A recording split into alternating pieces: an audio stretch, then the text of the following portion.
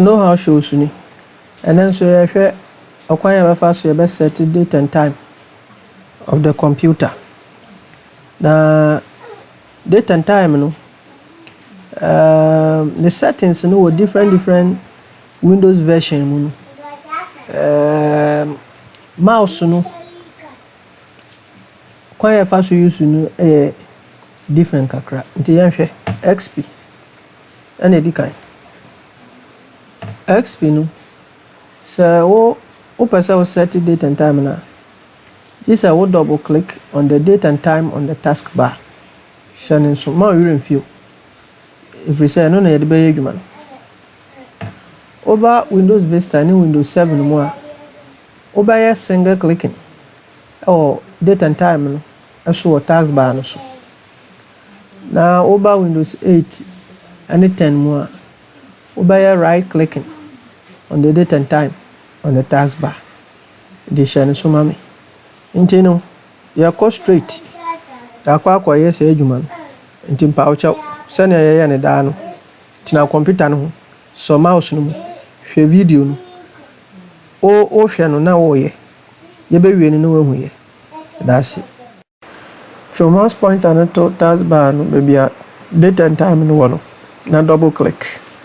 ti when your dialog box no into your dialog box no be calendar set maybe a mouse pointer no nam no month no and a mark click no and a year no so na e wo ho no the more button no one in chain utumi e use up arrow no at the coinim and down arrow no or XP mu no there year no just a one was selected and no waste time na so bend then we are now about baby a calendar now no baby a mouse pointer and no about choose today no apply do free no akọ time no so hour no o select here no we use more button no to increase or decrease the hour number now akọ minutes now about period no PM or AM about 30 to be a demo we are now about apply the ohwana bibia kama then you go to okay open so what me change a time zone this time zone na maybe no yen Ghana for no yen UK for and London equal the same time zone 00 meridian ntino anu na ye befa do how per different one o betumi choose to choose nti ya sha say Windows 7 me click one pe our time ni date no taskbar no so calendar na bi nti betumi de arrow no mouse pointer no ato more button no so na watwe akọ left or right na watwe so person ko year away chiri ana away nimu a saa na obeye t-shirt nso opa month ni din na ho no o double click so a obeye year no tentem open ntem a na o yen saa XP ni de enim saa t-shirt nso nti o double click so no wa choose year ope eno no baby ama na wa choose date and time no calendar na open no opese ohun we dey enya na wo set o hwehwe date and time bi ba ro pesa o set a ukọ ase ho abun se atwere ho change date and time o ase ho nti eho na ye beko na yakosesa date and time tini ye hina de no de ope bibi ahwe akeke ti akleke sa yi no so ti o kleke so a date and time na opesa osesa na yi na dialog box na ba no nyambotre na kenkan nti o kenkan ya obe hu bebi acho change time na wa set time no nti time ni date ni hina na ho no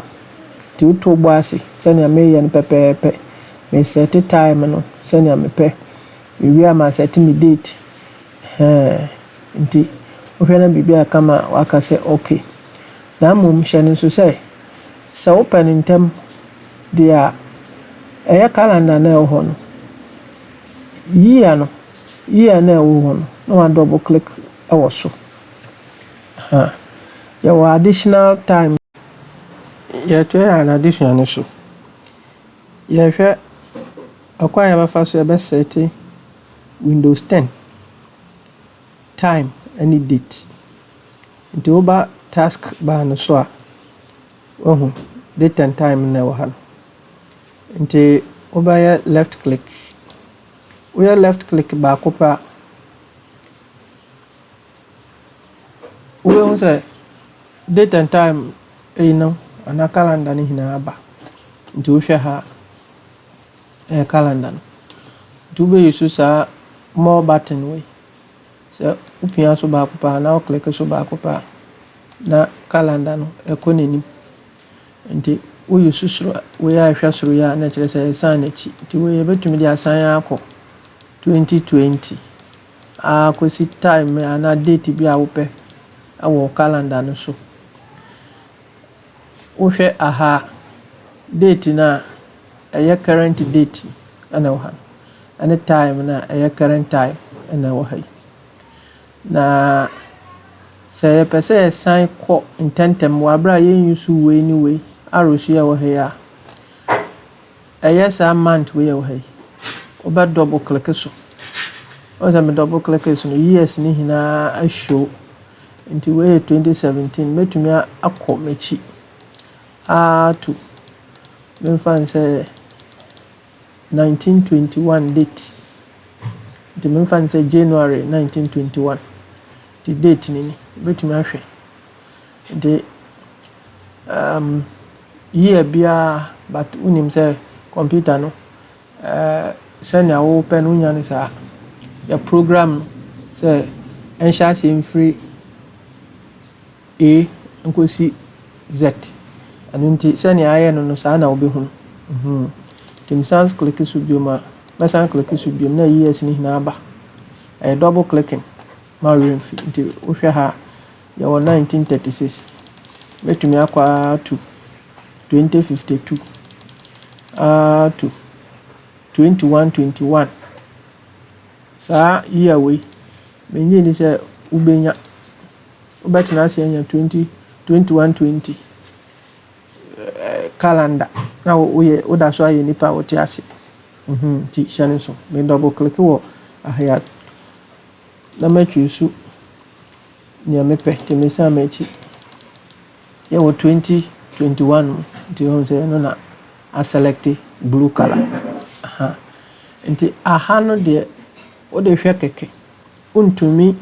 esesa date no yie me fan say mistake bi wo ma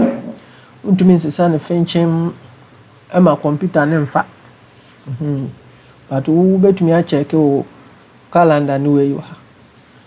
na mum open so betumi de event so aka ho me fan say wo pese wo tu kwan na wo pese computer no e kai wo say o ene ana echina samre you betumi akwa you can add an event but ye no free ho betumi mia just click an empty space me click her time in the calendar na be free ho ba me pese me set no time ni nye tim pese me set na wo ba ya right clicking what time no so a hweniye point on the date and time here and right click to right click and menu na ban pop up na ban adjust date and time then you can click on it ti say na bien dialog box na bien date and time dialog box nti no e ba ne sa ubenya bo tracking kan ha hina no ato bo ase aye ne senia osewo nti ose set time zone automatically ase kire say me connect computer no ko internet no so pe eno an set time no say mistake what time no eno an set no na every day be am ko online be am ema me current date and time na mum me ka kire say set time automatically me dey to off eno so enye tijisa wa na waye nti metumi aka say set the date and time manually nti ha na yɛbɛyɛ no me ana mbɛyɛ manually kyerɛ sɛ wa na yɛ nyɛ computer na bɛyɛ nti wobɛ click change just single click nti change date and time nti aha no na mɛtumi ayɛ changes ni nyinaa nti July na sɛ month ɛyɛ wɔ mu no ɛyɛ July na computer no show you July you can click the more button and select the appropriate month but ɛwɔ July mu nti hɔ na mɛfa na day no say 3rd, 4th, 5th, 6th, 20th, and also Bible choose up to 31st. Nti near day a woman no afa. We are by year no. It was 2021, to bet me 2020, 2019, 2018, bet me 1991. Shannon so. Bet me way so bet me 2050. Over time no between asesa time no and so sa you can change the time and so higher hours minutes to between asesa no so we are whether AM or PM asesa no nti bibia ya alright to her then you click on change na asesa time there asesa about reflect wa those changes na beda ha is say why no ti okwan we ni yafa so de change date and time afei date time no so you want a time zone on say aha na set time zone automatically nti u ba ne sa na bon say aha aye faint untumi nye changes bia o ha but me the two off there on say a call off betumi aye changes betumi aye changes nti maybe yen Ghana for yani England and London for now the same time in meridian you could the same 00 or plus 00 nti ubetumi obi dey -1 obi dey +3 nti wohwe ye fata wona ne awope no na wa set nti no but time zone no da automatically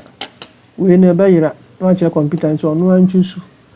ono anhwe country a wo de computer na besi so online asem na make na on pay be informa so be ya ma to on media no afa because automatic sara na date no so wo the date no set time automatically ma kwan ma won change on say change na I faint but me if mu the change will come back to black to shine so in the we any difference what Windows 7 Windows XP and Windows 10 in them but now the same thing the date no na ubetumi access region region country or region we say United States but in United States na be what the automatic no and no afa the right but I'm say Ghana na me wono say me online but betumi asesa afa me country edinwo Ghana Windows 10 na ewom sa Windows XP ni Windows 10 Ghana ni Ghana de ho hia wo system no ad internet is yemfa bibi papa bi amfa mbo awiase no technology say o man we yetumi aye bibi aye ya aye din na enye broni na aye nti normally aye mo yi din film and countries bi won so they don't recognize them papa omo nyi omo ntum papa ya ka ho countries omo agi din ti say Guinea Nigeria, Morocco, Egypt, Kenya. Sankofo no omna aya mudinta hu pa Windows 10 ya lucky omda abeshim uko online pa o de visa card ko ta de krampa sometimes Ghana o search kura wunya ente your problem the region no na sem na America we to me as a computer language sa de we nkofo ni de channel so language keyboard na we use se eda USA and United States language anytime we type the symbol @ the @ symbol on the keyboard. I don't know, USA and United States language na we use, so you need to use the shift and the 2 key. Oh, 2 number 2 key no. I don't know address @ symbol no also. But you use shift plus that, then the symbol will appear. But we change language no ha. Ekofa United States, UK, United Kingdom language. So add language. Now what's the son? What they call UK pe. This time, so we pay @ symbol now. You don't use the shift plus 2, but how be use shift plus inverted comma. Inverted comma. And no amount for be brain. Sometimes I'm go cafe at watch room, who baby ade ani she. So it's the language that we use changes the format of the keyboard. So ente edibesi send a medical catcher on computer no who you saw nyabotre na kenkan just read ade bia wo ye na wonte wo ho ase no wonnim no don't forward it man ko enim na nko press okay uko na wodwen ho ahu se no ade ya me menti ase papa cancel it rather than saying okay that's it ebeshia o ya adesua toso no